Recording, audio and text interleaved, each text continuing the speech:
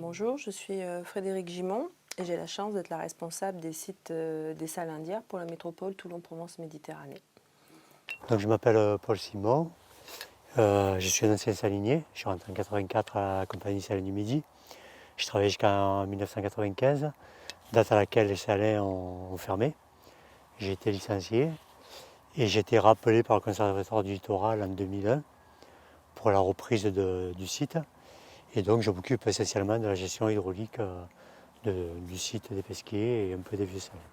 La gestion des salins d'hier est effectuée par la métropole Toulon-Provence-Méditerranée, le Conservatoire du Littoral et la Ligue de protection des oiseaux. Donc aujourd'hui, les salles indières, c'est une zone humide gérée en faveur de la biodiversité.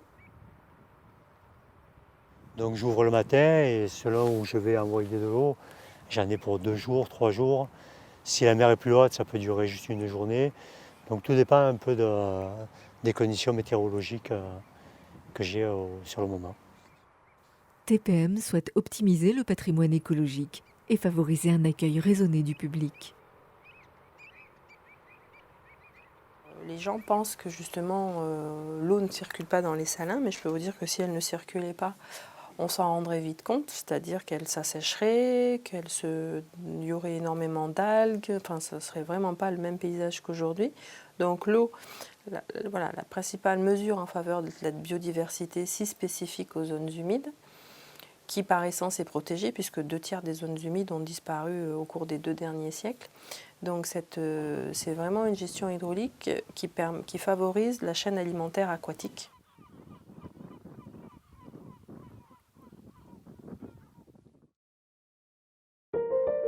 Comme vous avez pu le voir, le site remarquable des salins d'hier permet de découvrir une biodiversité préservée, de croiser des centaines d'espèces d'oiseaux protégés et de traverser des paysages saisissants.